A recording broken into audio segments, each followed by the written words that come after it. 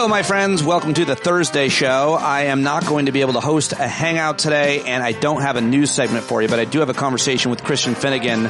I caught up with him yesterday. You can watch it on YouTube, youtube.com/standupwithpete.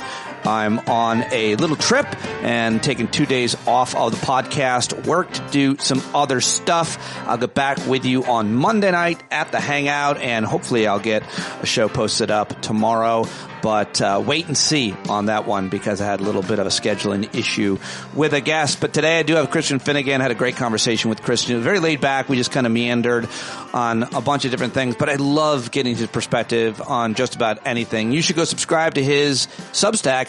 It is newmusicforolds.substack.com. Find new music, find old music, learn what to pair it with, read all about it. If you're into music and you're not subscribed to Christian Substack, you really are missing out. Follow him on Blue Sky and see him performing live anytime you get the chance. All right, let's do it right now with my conversation with Christian Finnegan. I'm so sorry about your basketball team, which I too was rooting for, and I know it really is a real downer for you. And it's been tough. Been tough.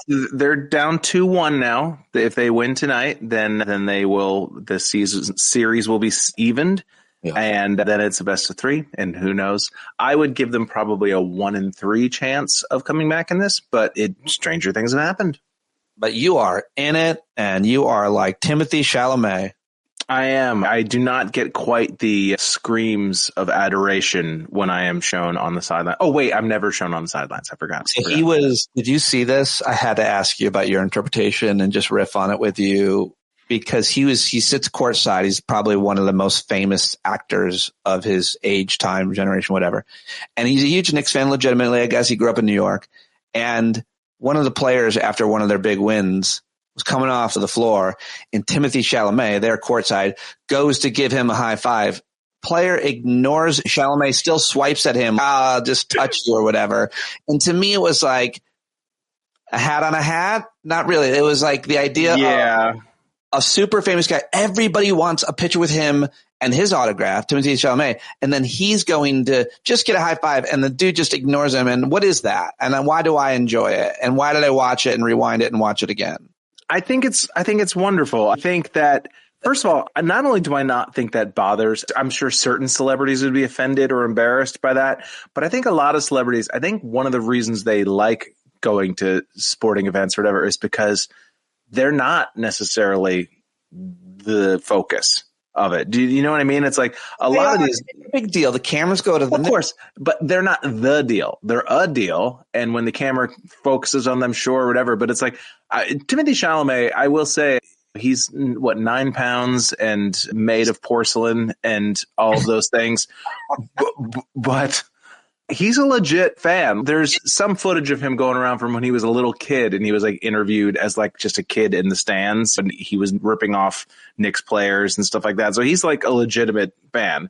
And I think that New York Knicks fans specifically are pretty good at sussing out who, like there's a certain group of celebrities who have a very favorable place in the hearts of New York fans. Anne Hathaway is one of them. She's a big Knicks fan. Emmy Rossum shows up to a lot of Knicks games from the show Shameless and various movies and whatnot.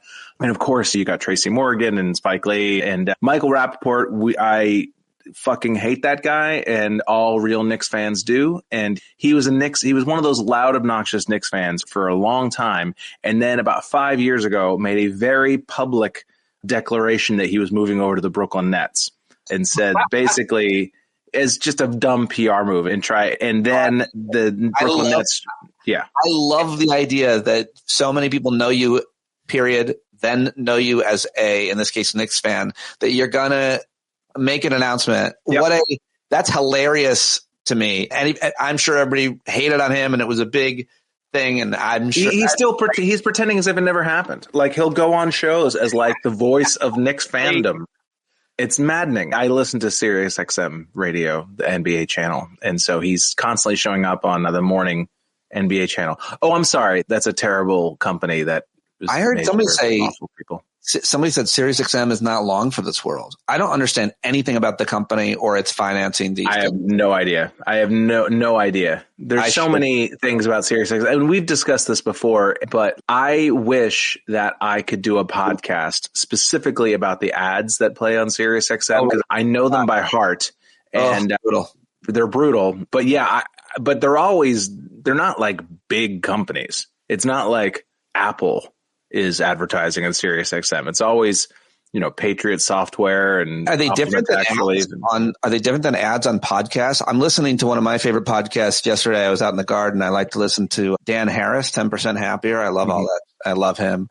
And there were ads for a company that lets you book time on or rent like private jets. I was like, who is this cohort? Who's listening to the show?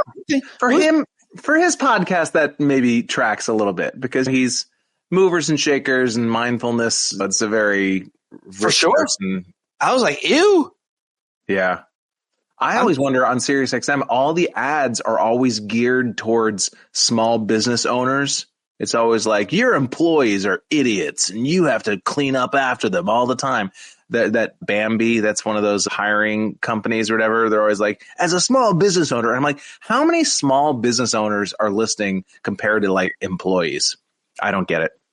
By the way, 2 comments from our live viewers. One from Benny says, if Howard Stern doesn't re-up in a few months, then SiriusXM is cooked. And then Kim Nyborg says, it's not in some new cars. My husband just bought a new Ford Maverick and it's not even in there. First of all, humble brag, Kim. But second of all, that was the whole deal. That SiriusXM, people just ask me, what's their success? I'm like, their success is that they contractually got the product put into the dashboard of every automobile manufacturer for a generation of cars. And so if that's not the case, and if Howard doesn't resign, the future is just whatever you want piecemeal on your device. Yeah, they are competing. It's a completely different atmosphere than when they started, however, 20, 25 years ago or 30 years ago, whenever they merged or whatever. You're competing now, not just with podcasts, but with just scrolling and TikTok and YouTube and just content. We're awash in content. And part of the reason I like SiriusXM is because it does feel very 20th century to me. Like, it feels like I'm listening to the radio, and there's something interesting. Yeah. Live radio, about that. Live radio is live radio pretty much. If you're listening live, that's certainly, I missed that aspect. We got to get back to live. Me and you should host a live show where we take calls. Why is that so technically hard? I know you think that they would have cracked this nut a little. I'm sure if you had staff and all that, it would be very easy to do. But you think with the advances in like podcasting and just things like what StreamYard and Zoom and all these companies now, you think they would make this easier? I want to do it. We should do this show. We should just do this. It'll probably bomb because we might not have combined even a big enough following on any one or all platforms. But if we were live, we could pipe callers in and put up a third screen right now and have a third person. And it could be a complete stranger, a MAGA jerk off, and we could just fuck with them and dump them if we want. Okay, how long do you think it would be before it would just be some dude spreading his butt cheeks in like just pure butthole? I don't think that would happen, but if it did, that would be amazing, I think. No, I see them in preview. So if a guy, he could pop up and just take his dick out, I guess. But obviously all of our regular, anyway, I want to do that with you. If we ask nicely. A few things I want to ask you about in the world and the news. What are you Sorry, my wife was calling me and called twice, and I had to let her know, even though I had specifically told her an hour ago that you and I were going to be talking. Tell her we're live. I know. I'm sorry. You just ruined it. We'll do it live. Fuck it. We'll do it live. Well, okay. So a bunch of things. How was your Memorial Day? It's the official start of summer, and our president is out there talking about scumbags and on Memorial Day and going to Arlington and saying, enjoy. Did you see that? He said, giving a speech at Arlington, enjoy. What? Enjoy. Dude, they're all like prompts in his brain. His brain works like a very simple AI program, that there are just certain phrases that sort of come out no one's ever seen before. I'm not going to list them all. We all know them at this point. But enjoy is one of them. And thank you for your attention to this or whatever, even though it's something completely, whereas it'll be like, Yasmin Bleeth should be executed. Thank you for your attention to this. It's what attention? This wasn't something I brought up. This is something you brought up. You said that Taylor Swift is no longer hot, and we haven't talked since that happened. And that's a thing that happened. I wasn't able to talk about it until now. I told you, I was like, I need a little time with this until we. I appreciate you building up the courage to address it. It's funny because it's like people are intentionally, they're interpreting it as if they're saying that she's no longer hot, as in like physically hot, which again, you're the president of the United States. Be precise with your language, or you have whoever's in terms of her careers. Yeah, that's what he took that as what he meant. That it's like, a year ago we were hearing so much about Taylor Swift, and now we're not hearing anything about her anymore, is she? As if like musicians just constantly have. As if there's no like down cycle. This is the way all art is. Oh, wow. It's funny how you heard a lot about Steven Spielberg the last time a Steven Spielberg movie was coming out. And now you don't hear anything about him. It's not because he's not hot. It's because he's working on his next movie. It's like Taylor Swift is like working on probably what she's doing next. And also like stars have to go away for a while. That is another something that Trump has never accepted. And maybe he's been proven right about this, is that like, that just, no, I am just going to be in your face all the time, every day, forever, until the rest of time. There's no downtime. There's no, album cycle with Trump. Wouldn't that be nice? It just, we only heard from him like for about 3 months every 2 years. Like a normal president. Yeah. Like a normal president. Yeah. We should be so lucky. I got to ask you this one. Here's a movie culture question for you. Let's strap in. You're the expert, and you could talk about this stuff, and a lot of folks who listen to the show. I just have this question. Yesterday, I saw this activist and athlete who's 52, by the way, spent 10 days swimming all the way around Martha's Vineyard. And he swam a few hours a day, and he made it all the way around. But he did it to bring attention to sharks, because Jaws demonized sharks. And as a result, I don't know.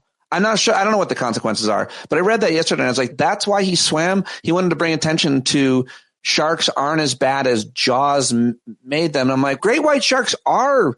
I still think that sharks do bite a lot. Not only great white, like sharks aren't great to people. I don't feel like we're hurting sharks' feelings. Like, I don't think that it's like, why does it matter really what we think about sharks? Does it matter whether I have an overly negative opinion of sharks? Does that affect the world? That to me is just some guy who's, I want to swim around Martha's Vineyard. I have to create some bullshit philosophical activism reason for this. I really just want to swim around. The more specific question is, Jaws made a generation. Even my daughter's friend watched Jaws when she was younger, and she never wanted to go in the ocean again. I thought it was sad that her parents let her watch it that young, to be honest. But that movie made a generation. Everybody who watches it gets afraid to go in the ocean because of its specific.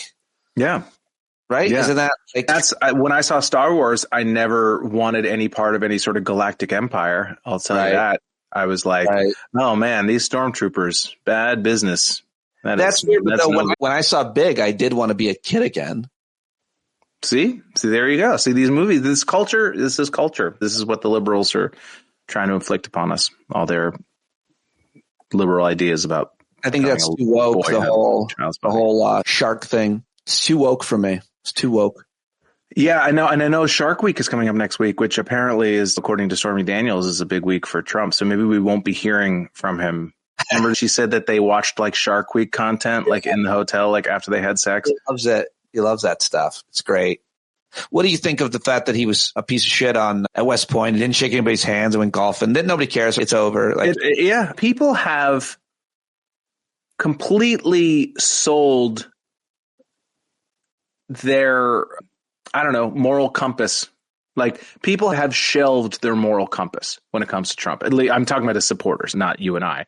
But it's like the idea that we're going to somehow get him on hypocrisy, or that the media is going to pick that up as a story. It's like, no, it's not going to happen. They're not. They don't find any issue with being inconsistent. Like, what they don't say, well, imagine if Obama did it, or remember when they said this about Joe Biden. It doesn't matter. They have decided that this is their team. and whatever their team leader does, they fall in line behind it. And it's sad, but I think that we're wasting time. It's with the whole "what if Obama did this" stuff. Yeah, but I do just have to say one little thing about it's super unoriginal, but it's so easy as the president to just do the patriot stuff on those days. Just quietly put a wreath out, put out the right post, don't draw any attention to yourself, honor them, and then that's it. But he takes shits. Yeah. He doesn't have to do that. But they all want to do that. They all want to live like that. They want to feel like I don't have to do anything that I don't want to do. I want to be able to say whatever I want to say, and I want people to just fucking take it.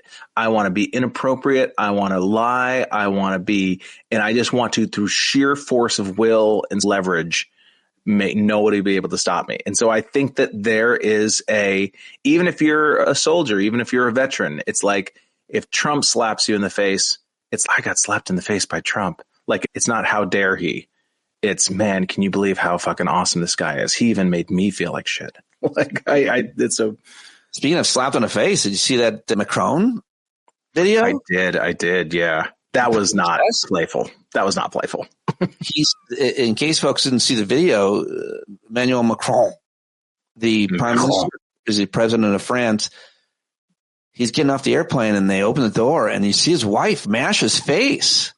Yeah, she gave him not to say that a woman has ever done this to me 3-4 times in my life, but when a woman gets so mad at you or whatever, you're in a fight and you say something really snarky or whatever, and she doesn't want to hit you, but so she just kind of shoves you in the face. It's one of those things where it's just, you can't say I hit you, but you really did hit me. You really did. And again, I'm not saying I've had any experience with this. He was saying we were just kidding around because I put my hand something. He had just. No. It was very clearly an argument that had blown up into something, and then the door opened too quickly, and they got caught on camera. It's honestly, I found it very heartwarming, and it made me feel very close to the French president and his wife. You could relate to getting face mashed? Yes, I can. I once got slapped in the face by a woman immediately before I went on stage as they were calling my name. Oh my God. Stage. Yeah, it was a woman who I was dating, and I don't even say dating. We had hooked up a couple times, and it was when my younger brother was like dying, and she was a lot. She was an emotional handful, and I just couldn't, she wanted something that I just wasn't. And I was like, listen, I just can't be with anybody right now. I'm going through this thing or whatever. And so I didn't see her for 2 months. And in that time, I had started seeing another woman who was just much less. It was just much more casual and friendly. And it was just not the baggage attached to it. And so this woman came to a show to surprise me, the woman who I had hooked up with, to be like, hey, it's been a couple months. Maybe I'll stop in. And then she saw me like holding hands with this other woman. And so she literally, I was like trying to talk to her at the back of the room, and she did one of those like playful slaps, but then she just cocked back and just whacked me. And they're like, Christian Finnegan. And so I had a big red handprint on the side of my face on stage. Damn. Right. It's a shitty bar show, but still, it was like, yeah, I'll never remember. I'll never forget just the feeling of that warmth on my face as I'm like on stage. I love that we know each other pretty well, but we talk a lot and talk about the past a lot. And I've never heard that story, and it's crazy. I thought that you had to have been smacked by a woman at some point in your life, Pete. My daughter, but not a woman I was in a relationship with, dating or anything. Really? Yeah, Val and I there was never anything physical there. There was everything else, but not that in terms of conflict. We didn't have, I would be terrified. I've been hit by a bunch of guys. Yeah. What was the most random situation you got punched in the face? This one's interesting, and I shared this, but the first time I ever got hit in the face, I guess I gave it away. I was in 6th grade, and this was in lunch line. I asked this kid what his favorite football team was, and he said, the Buffalo Bills. I go, why? Because I like their uniforms. I like their colors. And I was like, really? And I guess I put him down somehow for that being the reason. And he just rabbit punched me right in the face. And it broke my lip. And I shocked. I was like, I couldn't even believe it happened. I was in shock. I was like, I can't believe that happened. And then last week in our high school text chat, got a text that kid just died in a dump truck accident. That'll show him. I didn't want to say anything in the chat. That's right, man. You took on the wrong kid. I put him in my meditations. In a dump truck accident. I got hit. There was wait. I'm sorry. I have to go back to dump trunk. I think he drove a truck for a living. Okay. I just want to make sure it wasn't like dumped on top of him. Like he was standing in like a dump truck, just dumped a big pile of like dirt on him or something. Maybe that might have happened. I don't really know the details. I just saw that the kid who punched me in 6th grade just died in a car accident. Pete, do not bring a weak ass anecdote to our live conversation without all being able to cite all sources and all factual backgrounds. Please, just in the future, no anecdotes without documentation. Hey, how are you dealing with the day-to-day news when it's so everyday bad? Specifically, I wanted to ask you about the event that took place in the Oval Office with the South African president. How did you take that in and feel when you saw that whole situation about white genocide, this fringe idea being presented to the South African president and America, that this is a real theory? We've really gone through it, and we're all the way to the white supremacist, Christian white nationalist. It's like fully mainstreamed, it would seem, and bold and out there. Yeah, no, this is straight up just government sourced racism. Like not even just kind of like racism that's bubbled up and you find out it's going after this guy in museums and it's ideas. And that's what I'm saying. It's like, I don't know what to tell people who are in denial about this. I think it would be, and I'm not even talking about the MAGA people who clearly are fully bought in. I'm talking about the Matt Iglesiases of the world and the sort of the centrist people who are just was it Richard Dreyfuss's idiot son, Ben Dreyfuss? Just all these people on social media who constantly are in this, calm down, you're being ridiculous. Stop calling people Hitler. Stop using terms like fascism. Like, what do you call this? Your desire to imagine that we still live in 1998 America, and the comfort that gives you as a wealthy, well-to-do, media-connected sort of pundit type person is just not reflected in reality. We just, like you're saying, we just had a president just present an completely idiotic racial conspiracy theory to the black president of South Africa, a country that somehow managed to overwhelm white supremacy without murdering everyone, which is another thing that's just so offensive to me about this whole South African white refugees thing. Do you understand how lucky you are? Do you understand how revolutions work when one small group is holding power over a much larger group? Usually these things, they don't happen quite as peacefully. As a result of apartheid, the movement could have been the majority black people committing genocide to the minority white people who were oppressing them. Instead, their leaders, we're going to do this peacefully, and those people should feel lucky that they weren't, that it wasn't a violent conflict, if not worse. I don't know, lucky is the right word, but just look at history. This is generally disproportionate amount of the wealth. Like, they're doing well, really well. Yeah, yes. When the Baathists were overthrown in Iraq, it wasn't like, generally things don't turn out well for the small minority power base in a country that is overthrown by the majority. And so parallel. Yeah. Yeah. Just the idea that these people are somehow, it's disgusting. It's disgusting. And like that White House meeting was so repulsive. And again, I will admit that I slightly have disengaged from it because it's just like, all right, this is clear what this is.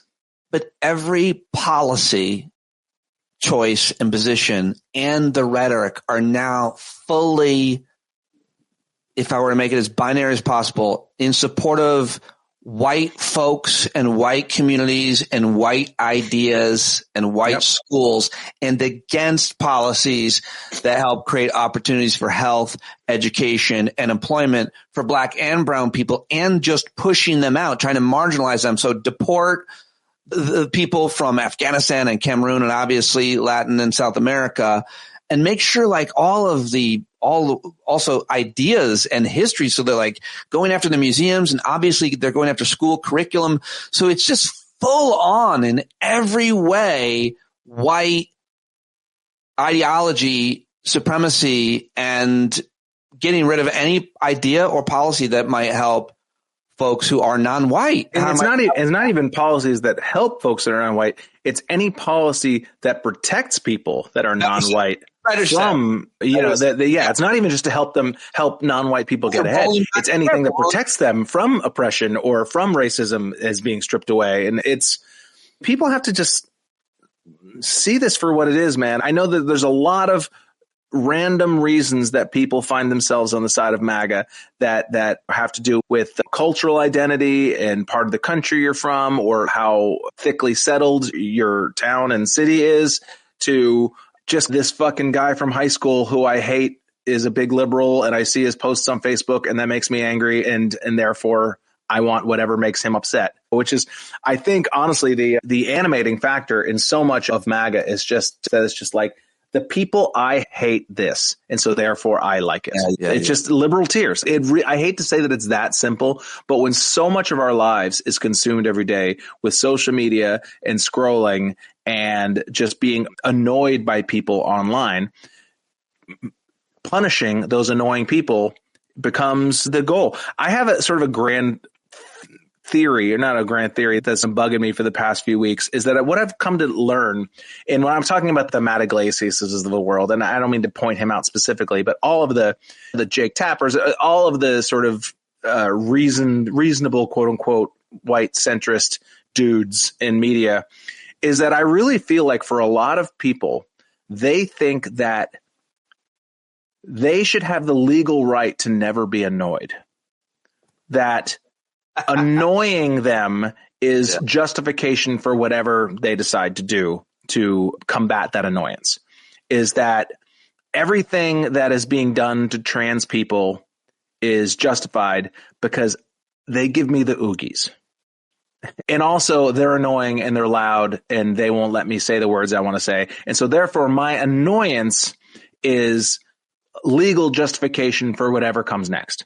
So it's, yes, on the one hand, people are being shipped to El Salvador with no due process. But on the other hand, the people who complain about it are really annoying. And so therefore, who's to say? And so I really feel like people feel that their personal annoyance, their personal grievance is enough for at least them to ignore what is going on. It might not be enough for them to say, yes, ICE, deport everyone, but they're not going to fight for Kilmar Garcia. They're not going to fight for any of these poor citizens and non-citizens who have been rounded up and kidnapped. Because the people who are really upset about it are annoying. And so therefore, I don't care. There's so much of that. It's so well explained, that ideology. I appreciate it, as we always do. Think about any woman in your life, any person of color, any person who's disabled, any person who is not in the plurality. There's probably 35 to 40% of America who mostly are the same. It's not hegemony exactly, because it's less than 50%, but it's like there's a core group of people, white, relatively suburban or ex-urban or whatever. Any person who does not fit into that category, think about how annoyed they have to be on a day-to-day basis with how the world is not set up to help to advance their priorities. Think about how many times a black person has to just fucking eat it and just be like, this is the way the world is. I got to fucking take this. Yeah. This person's fucking annoying, but I got to get on with my life. That thought process is impossible. It's impossible for people of a certain cultural and or financial strata. Even if you can, as you are, name it and describe it and imagine how hard that must be, the scale of the exhaustion and indignity is, for us, I think what you're trying to say, we can't possibly relate, even if you can name it as you are. It drives us crazy because we're not used to it. And I think that's one of the things that social media has made people's brains go, is that I think for a lot of white people like me, I just wouldn't have heard of any of this stuff. I wouldn't have heard of how upset people are about XYZ, neurodivergence, disability, sexual divergence, gender issues and stuff like that. And I just never had to hear about any of it. And now I have to hear about it, and it's annoying me. And so therefore, fascism, do what you need to do. Do what you need to do so I don't have to hear about this shit anymore. The other thing is, and a lot of that cohort is not directly affected by anything yet. Yeah. It may very well be very soon because you can only have 2 dollies. 2 what? Dolls. Oh, $2. $2. I say dollies. It really upsets people who listen to me when I say dolly. They do not like when I say dolly, but I don't like it either. I'm going to be honest with you. Why not? What is wrong with it? Do you like it when I say I played with a lot of dollies when I was a little boy? Yeah, I don't like that at all. You don't like that at all? I had so many dollies. Ugh. They were all G.I. Joe figures. I call it action figures. Action figures. Come on. That's the gender. That's the whole. Yeah, you're right. Yeah, you're right. Action figures. Yeah. G.I. Joe or Star Wars, or I had those big rubber wrestling things who, later on in life I saw in person and held, I think for the first time at Sirius XM, maybe probably earlier, but Sirius XM was a big rubber dildo. And that reminded me exactly of the first time, the WWF wrestlers. They were like big rubber dildos. Anyway, they were like dollies to me. All those were dollies, but they call them action figures. I didn't have the big rubber dildo wrestler, but when I was a kid, they had the wrestlers that were like filled with jet and you could stretch them out. Stretch Armstrong. You remember those? Oh, yes. Those I don't think I dolls that you could like, yeah. You like those are dollies that you play with. Dolly. Please stop saying dolly. It was weird that they couldn't, when they made the Star Wars dollies, they couldn't figure out how to make a hinge in the knee or the elbow. And that's what G.I. Joe really was a game changer, is that they had that hinge and you could make them run and bend their knees on those dollies. Do you know Matt Goldich? Comedian Matt. Yeah. He has a joke that just cracks me up so much. And I'm paraphrasing it. I hate when comedians get people's jokes wrong. But basically, he was talking about the song Jolene by Dolly Parton. And he was like, and the whole song is about how, please don't take away my man. And I just thought to myself, how big are Jolene's breasts? Wow. What brought that up? He kept saying Dolly, and so I just was thinking Dolly Parton. Oh, I was waiting for some kind of. I just think that's hilarious. Yeah. All right. I'm going to let you go because I said I would like to have about 30 minutes. I'd like to have about 30 minutes of your time, and you gave us that. And it's fun to be live. I like being live. It's a little bit different. I don't know. I miss it. I miss it. I'm not wearing pants on the radio live, and knowing that you're not wearing pants makes it that much better to me. I dare you to stand up and run to the back of that apartment and then come back. I'm wearing shorts. Wow. No, it's a lie. It was a lie. All right. Anything you want to plug or mention or coming up? New music for old. Everybody's got to subscribe to your Substack, of course. Always.